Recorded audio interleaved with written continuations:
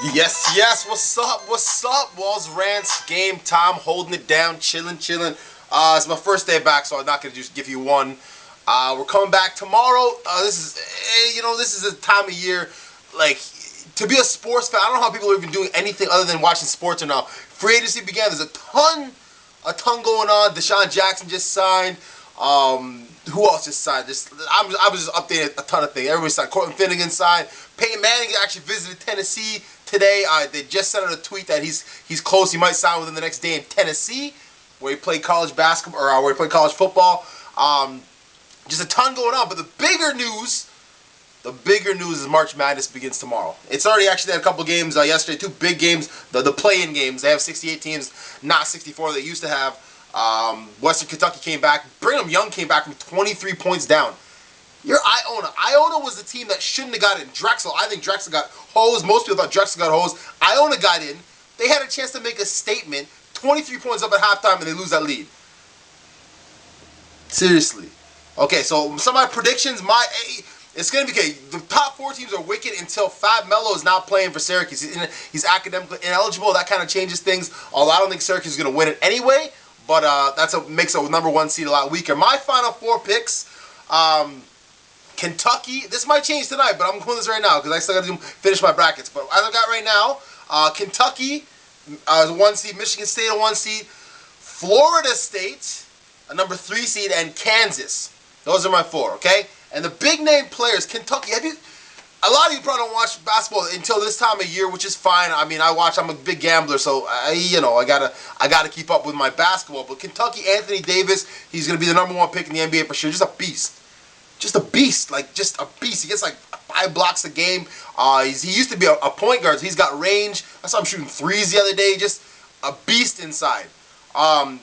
Michigan State. Tom Izzo, this guy. The thing about college football, these coaches, it's a coaches league. These guys just continually recruit studs and continually develop them. I have way more respect for college coaches than I have pro coaches. Who you coach in the NBA? Like, obviously the coaching has to be done well. Look at what's going on in the Knicks. Mike D'Antoni just resigned. So obviously, they have all these stars in that team. So obviously, it's not just about obviously coaching is essential, but college is ridiculous. Draymond Green, stud.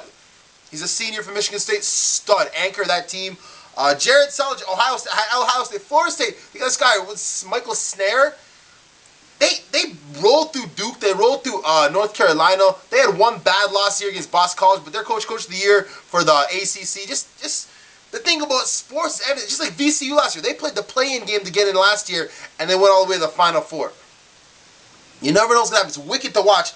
In Kansas stud Thomas Robinson, who's just I think he's national. Him and Anthony Davis are two contenders for National Player of the Year. But this guy's just a beast. And Kansas they just always solid. They're always a solid team. So I look for that. The thing that bothers me about college, and it bothers me about basketball in general, just watching and I hope it doesn't ruin the madness for me. That's why I'm bringing it up. It's all positivity. I don't want to ruin but just I'm watching these games, and of course when you're betting on the point spread, every point matters down the stretch. But I'm not being biased in my opinion based on the fact that I bet, but these umpires, referees, they call everything. And sometimes, I was watching Missouri game last week against Baylor, and they're calling everything from Missouri, and the same thing's happening against Baylor, and they're not calling. And it's just fouls seem so arbitrary. You know what I mean? It's like in football when you watch and they call a hold. There's a hold every play. It's just a matter of when they want to call it, when they don't want to call it. But I'm just watching, and it's the charge. You know the charge call going the other way. The charge is so many of them. It's exhausting and just the whistle's there. Sometimes let them play through. I get it. Basketball's a game of contact. You have to play with the letter of the rule, but it's just too much.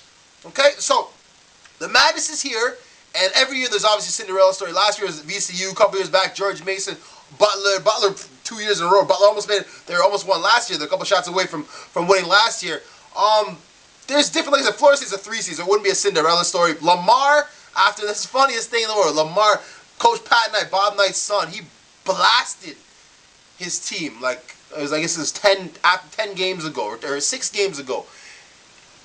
Blasted them. He said the worst group of seniors ever, and they're brutal. They're wasting scholarship money, and obviously people were just holy shit, what is this guy?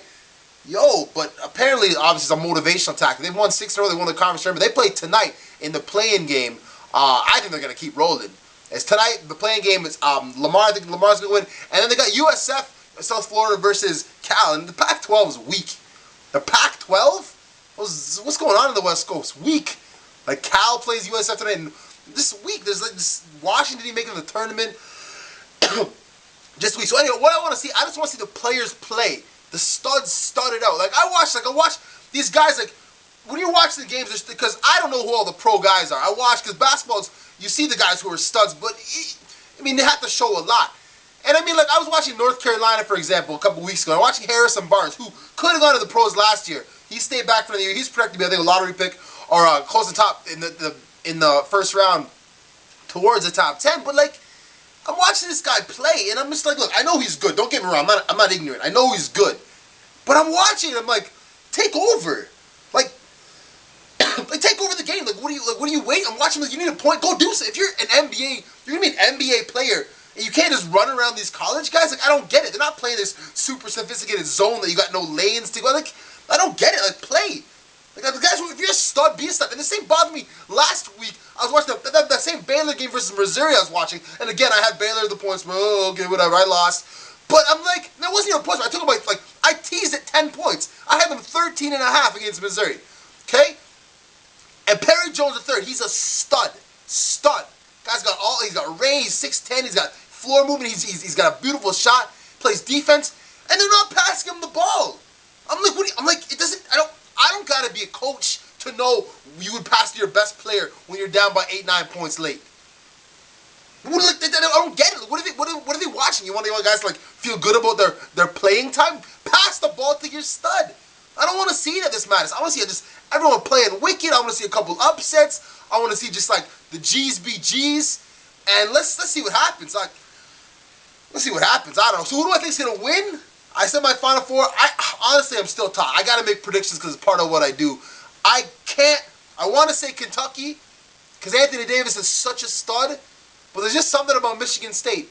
So I gotta put that in the record. Michigan State to take it. I don't know if I was influenced because I was just watching PTI and everyone had their 3 opinions, but they all had different opinions. So I listened. And I have my own reasoning. I'm not an idiot. I'm not a lemming who just copies these people. But like, to think about it, like, yeah, I think I'm going to Michigan State. I'm just going to, that's what my gut says. If I'm wrong, I'm wrong. But regardless if I'm right or wrong, it's going to be a wicked time. So everyone, get your brackets ready. Fill them out. It's a wicked time of year. And that's about it. So enjoy the games. Walz Rantz. I'm about to go next 4 days. Hibernate. So don't try to holler at me. So I'll be hibernating and watching sports. So from now, peace out. I'll be back though. I got more to say. Peace.